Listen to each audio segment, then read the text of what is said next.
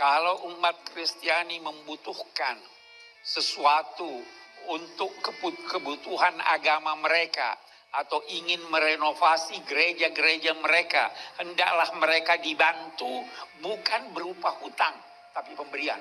Kita bertemu pada ketuhanan yang Maha Esa.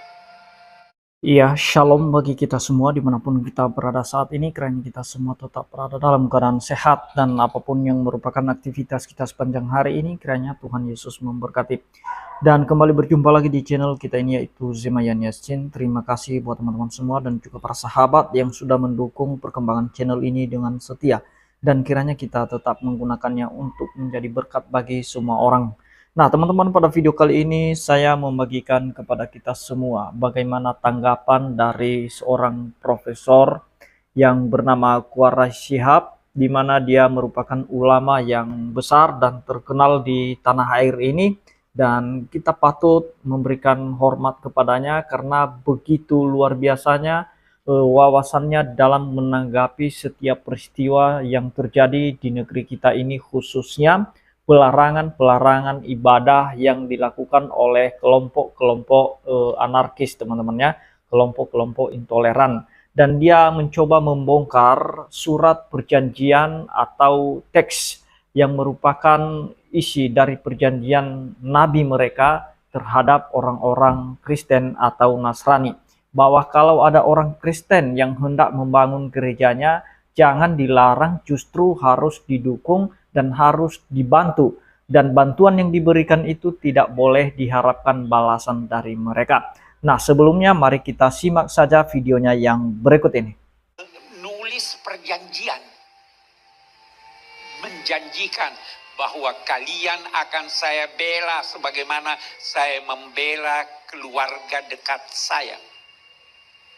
Nabi berpesan bahwa kalau seandainya dan pesan ini berlaku untuk rombongan dan semua orang Nasrani sampai akhir zaman. Di teksnya itu, bisa dilihat di Google. Teksnya itu berkata apa? Kalau umat Kristiani membutuhkan sesuatu untuk kebutuhan agama mereka, atau ingin merenovasi gereja-gereja mereka, hendaklah mereka dibantu bukan berupa hutang, tapi pemberian. Kita bertemu pada ketuhanan yang Maha Esa. Jadi harus dijaga itu, harus dipelihara itu. Sewaktu rombongan ini pulang, diskusi menyangkut akidah tidak ketemu. Ya kan? Kepercayaan umat Kristiani menyangkut Tuhan beda dalam sifat-sifatnya menyangkut ini. Tapi itu tidak menghalangi Nabi menulis perjanjian, menjanjikan bahwa kalian akan saya bela sebagaimana saya membela keluarga dekat saya.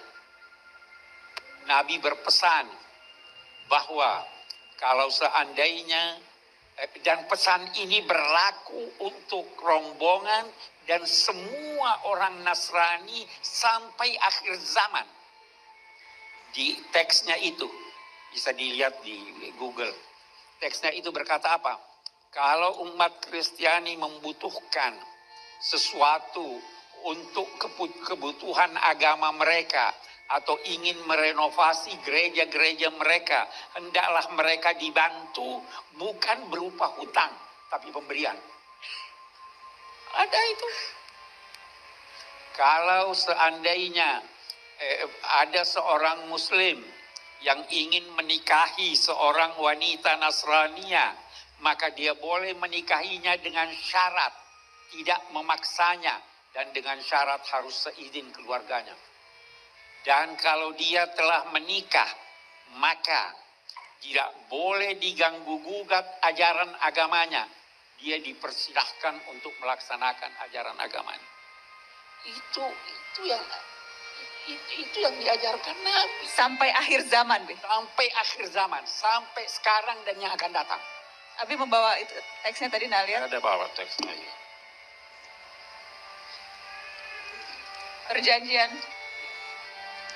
Ini naskah janji Rasulullah Muhammad SAW dengan penganut agama Kristen. Perjanjian Najran ini disebut. Ini agak panjang teman-teman. Mana yang penting Abiku? Yang penting ini tadi sebagian. Ya, buat para penganut agama Nasrani, bila mereka memerlukan sesuatu untuk perbaikan tempat ibadah mereka atau satu kepentingan mereka dan agama mereka, bila mereka membutuhkan bantuan dari kaum muslimin, maka hendaklah mereka dibantu dan bantuan itu bukan merupakan hutang yang dibebankan kepada mereka, tetapi dukungan kepada mereka dan anugerah dari Allah dan Rasulnya buat mereka. Tidak boleh seorang Nasrani dipaksa untuk memeluk agama Islam. Mereka hendaknya diberi perlindungan berupa kasih sayang dan dicegah segala yang buruk yang dapat menimpa mereka kapanpun dan dimanapun.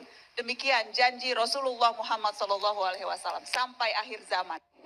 Nah, ini saya ada banyak pertanyaan juga nih, Bang Yeri. Bib, kalau kita nih yang menumpang sholat di gereja, tidak apa-apa, ya kan?